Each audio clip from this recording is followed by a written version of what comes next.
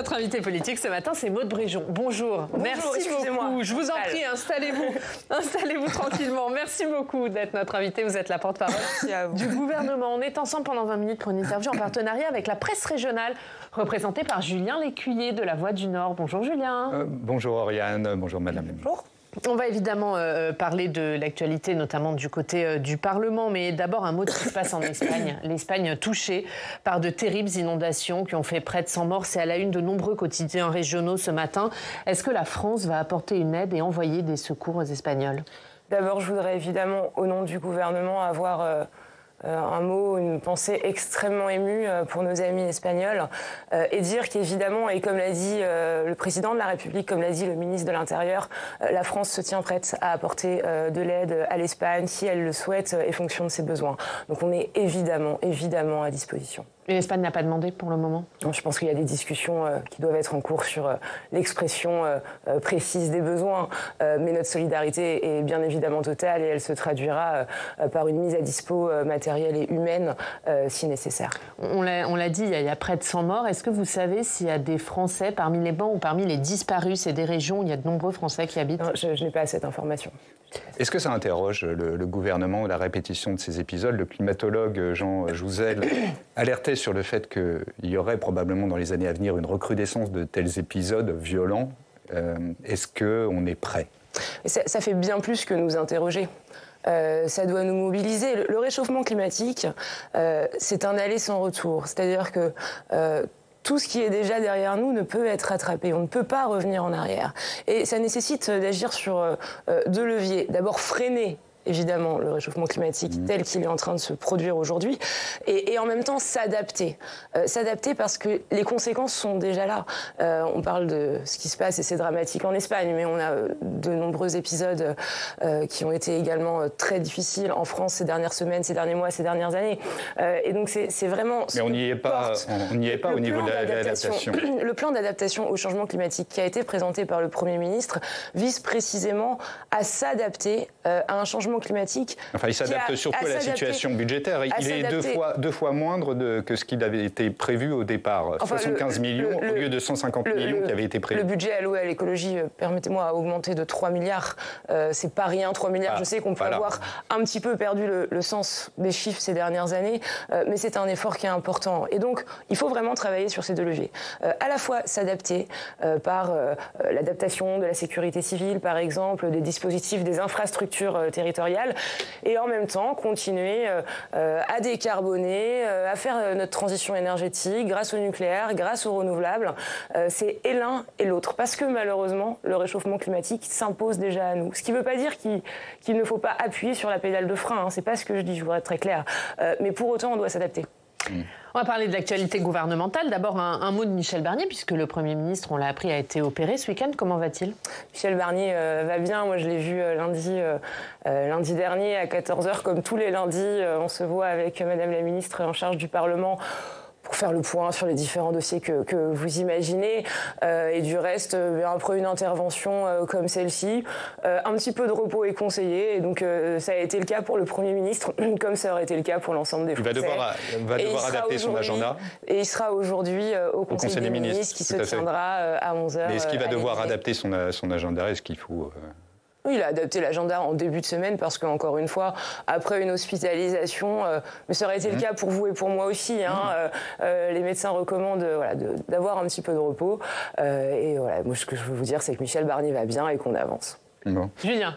Est-ce que Michel Barnier a annoncé la convocation d'un séminaire gouvernemental pour échanger, je le cite, sur plusieurs projets concrets politique que souhaite conduire le gouvernement pour les années à venir? Alors la formulation, elle nous a tous surpris parce que pour les années à venir, c'est un peu optimiste, non? Ce qu'il faut bien comprendre, c'est que le gouvernement n'a pas une approche comptable de la politique française et on n'a pas une vision uniquement budgétaire. On est là à s'attaquer à un budget qui est effectivement un budget difficile, par certains aspects impopulaires. Et en même temps, je crois que les Français ont besoin qu'on leur donne la direction qu'on souhaite prendre à horizon plusieurs mois, plusieurs années. Et donc c'est normal que passé cette période budgétaire, on puisse dire aux gens, voilà quelles sont pour nous les priorités. Certaines ont déjà été esquissées sur la question de la simplification, sur la reprise du travail sur la fin de vie, une meilleure maîtrise de l'immigration. Il y en aura d'autres. Je pense notamment décentralisation, statut de l'élu. Et je crois que c'est nécessaire parce que quand on fait de la politique, on ne peut pas avoir une vision uniquement comptable de l'action qu'on mène. Il faut qu'on arrive à, encore une fois, emmener les Français vers une direction, en tout cas leur dire quel est pour nous l'objectif et quelle est la France pour nous, vers où elle doit aller dans 4 à 5 ans. C'est une façon de claquer le bec aussi aux oiseaux de mauvais augure qui vous donnent une durée de vie un peu éphémère. Oui, mais en fait, si on avait écouté tout ce qu'avaient dit les uns et les autres commentateurs depuis quelques mois, on se serait souvent trompé quand on regarde ce qui s'est passé, tout ce qui s'est passé depuis le début de l'année. Donc nous, on avance et puis on verra. On est à disposition du Parlement et par son intermédiaire des 67 millions de Français. Ben justement, on va parler de ce qui se passe au Parlement puisque le Rassemblement national présente aujourd'hui son texte pour abroger la réforme des retraites, un texte qui a été vidé de sa substance en commission. Et hier, les amendements pour abroger la réforme et l'âge à 64 ans ont été déclarés irrecevables par Yaël Braun-Pivet. Est-ce qu'on n'est pas un peu dans une manœuvre procédurière pour éviter le débat ? Elle applique la procédure, elle applique la Constitution. Elle fait son travail et moi, je vois Yaël Braun-Pivet présider depuis 2 ans maintenant avec une grande impartialité. Ça lui a même parfois été reproché au sein de sa propre famille politique, mais elle agit de la même façon, peu importe d'où les propositions viennent, peu importe les décisions qu'il y a à prendre, et elle le fait sans regarder l'appartenance partisane de tel ou tel groupe.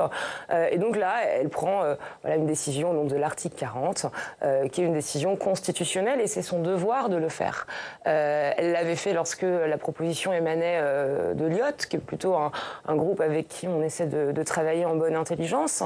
Ça veut dire qu'elle pourrait le faire aussi sur la proposition qui va venir que de la part de la gauche ? Ça, elle aura l'occasion de s'exprimer dessus. Moi, ce que je veux dire, c'est que Yaël Braun-Pivet, elle préside l'Assemblée nationale sans prendre parti, mais en exerçant pleinement son rôle et en appliquant pleinement la Constitution. Et je pense que c'est ce qu'on lui demande. C'est quand même un soulagement pour le gouvernement, parce qu'en fait, ça vide la substance de cette proposition qui visait à abroger la réforme des retraites.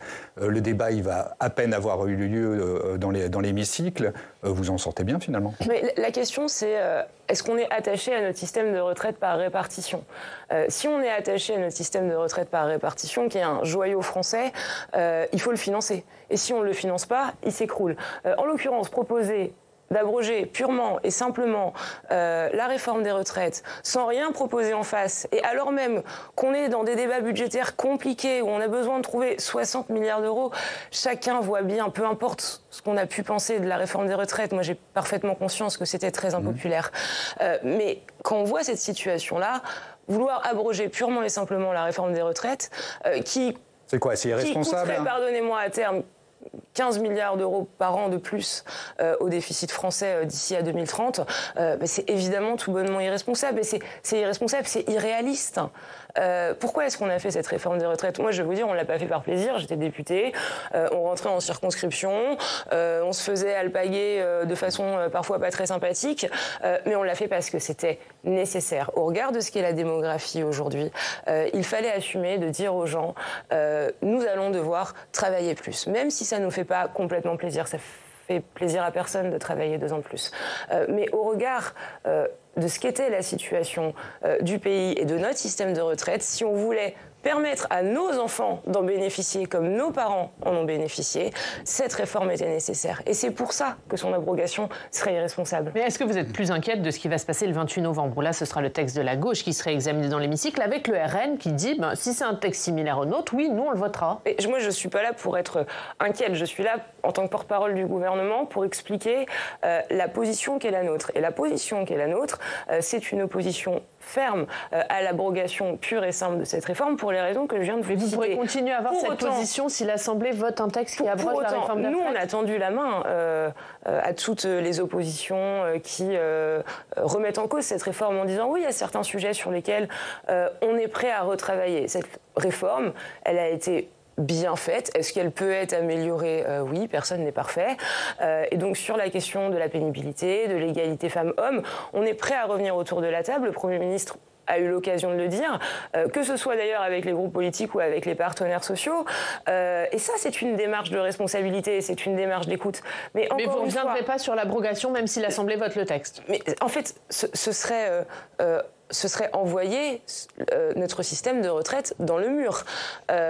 Abroger le système de retraite aujourd'hui, c'est rentrer chez soi demain en expliquant à nos enfants et à nos petits-enfants qu'ils ne pourront pas en bénéficier. Donc, libre à chacun de voter comme il lui semble, mais ensuite il faudra porter cette responsabilité. Il y a un autre texte aujourd'hui dans la liste du Rassemblement national, c'est un texte qui vise à assouplir les conditions d'expulsion des délinquants étrangers et à instaurer des peines planchées pour certains crimes et certains délits. Quelle sera la position du gouvernement ?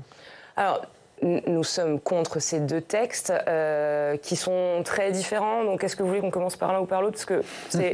Allez-y. Tant que vous nous donnez la position du gouvernement. Les peines planchées, on n'est pas opposé par principe aux peines planchées.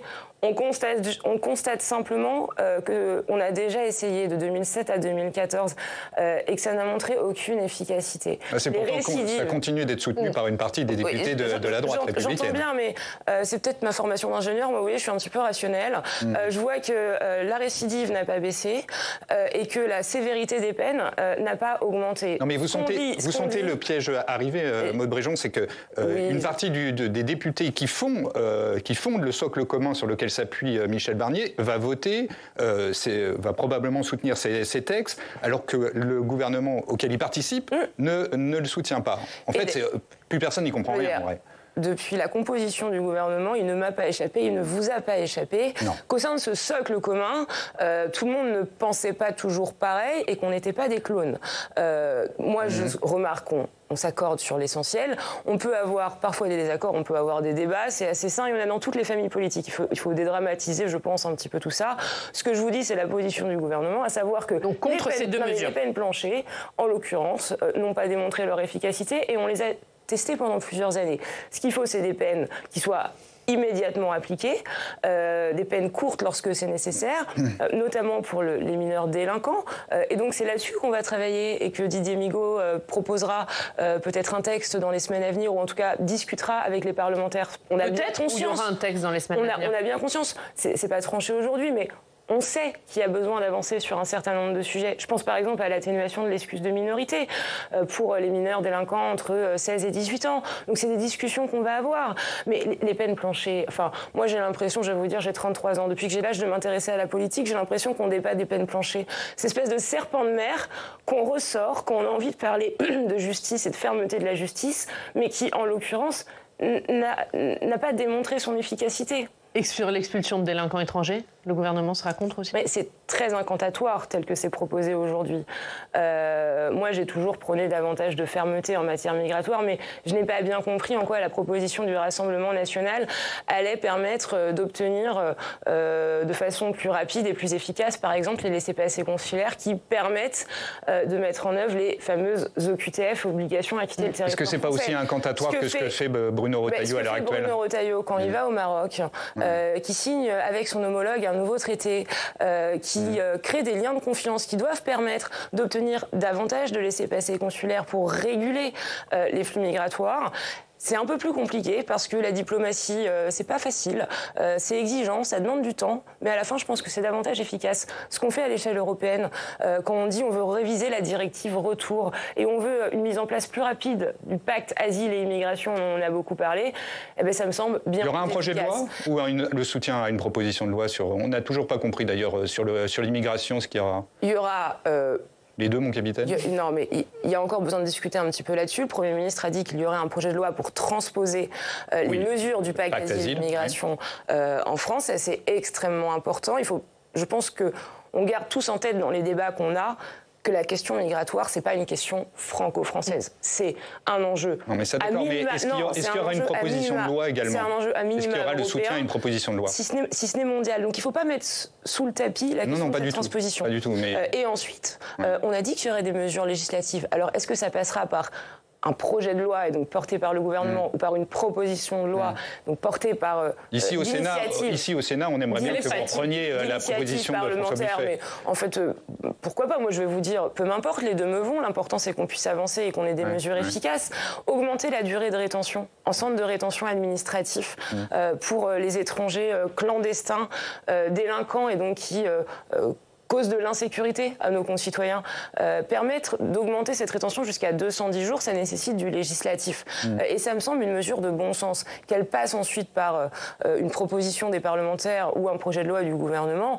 Et l'aide médicale d'État. Et l'aide médicale d'État, on voulait en parler avec Oriane. Hier soir, Bruno Retailleau, il a de nouveau critiqué cette aide médicale d'État. Il était aux 20h de France 2 et le fait qu'on demande des efforts aux Français alors que, je le cite, pour des clandestins qui fraudent la frontière, ce serait open bar. Est-ce que vous partagez ces propos? Je partage la fermeté qui est celle de Bruno Retailleau. En matière d'aide médicale d'État, moi je considère que... C'est open bar. Non, je ne considère pas que c'est open bar. Je considère que, et c'est la position du gouvernement, et d'ailleurs il l'a dit hier, on doit évidemment continuer à soigner toutes celles et ceux qui en ont besoin, et notamment pour des soins vitaux d'urgence. Est-ce qu'on peut réfléchir à adapter l'aide médicale d'État telle qu'elle est aujourd'hui? Oui, on l'a déjà dit. Peut-être qu'il faut revoir le panier de soins. Mais à un moment, il a parlé d'amendements, Bruno Retailleau. Est-ce qu'il y aura des amendements pour restreindre l'AME dans le budget de la sécurité sociale? Je vais vous dire, restreindre l'AME, c'est, si vous voulez, tel que c'est aujourd'hui, c'est un droit. Donc vous pouvez restreindre le budget de l'AME. C'est pas une solution qui sera efficace à long terme. Si vous voulez réduire le coût de l'AME, il y a une solution, c'est de réduire l'immigration illégale, en fait. Le premier levier pour baisser le coût de l'AME en France, c'est de réduire l'immigration illégale. Donc c'est cette approche globale-là. Du reste, je crois, je vais vous dire que la santé ne peut pas être un outil de pilotage de l'immigration. C'est normal qu'on soigne les enfants, c'est normal qu'on accompagne les femmes enceintes. Bruno Retailleau ne dit pas autre chose. Il dit qu'aujourd'hui, dans le système tel qu'il est construit, il y a probablement des modifications à faire pour le mettre en adéquation avec ce qui se fait ailleurs en Europe. Donc ça veut dire que si au Sénat, par exemple, il y a des amendements pour restreindre l'AME, le gouvernement ne les soutiendra pas? Ça dépend ce que sont ces amendements. Je ne sais pas. Notamment sur le panier de soins, mais on va sur une aide médicale d'urgence. On va regarder, on s'est montré ouvert à pouvoir modifier le panier de soins. C'est un dispositif qui existe depuis longtemps, il doit probablement être adapté. Mais encore une fois, pour réduire l'AME, il faut réduire l'immigration illégale. C'est du bon sens, en fait. Julien, sur le budget ? Oui, on revenait sur le budget. Alors, on a appris que le gouvernement projetait de créer une deuxième journée de solidarité pour financer les EHPAD. Est-ce que vous avez déjà un jour férié en tête? Non. Et Laurent Saint-Martin, que j'ai bien écouté, et Antoine Armand ont exprimé le fait que c'était une piste qui était intéressante. Ce n'est pas tranché à ce stade. Mais on laisse se faire les débats. Donc on verra ce qu'en dira le Parlement et on discutera avec les groupes parlementaires. Une autre chose que les députés, par contre, ont bien compris, c'est l'article 6 du budget de la sécurité sociale qui devait réformer les cotisations patronales. Alors ils ont sabré, clairement, c'est passé à la trappe.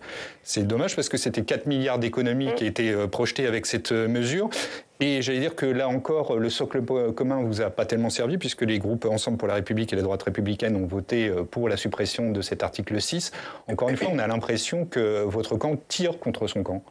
Nous, notre approche, elle est assez simple. On a proposé une copie initiale qui fonctionne. Il faut faire 60 milliards d'euros d'économies. Je pense qu'on est, j'espère, tous d'accord là-dessus. Et on a réparti ces 60 milliards avec 2 tiers de dépenses et 1 tiers de contributions exceptionnelles.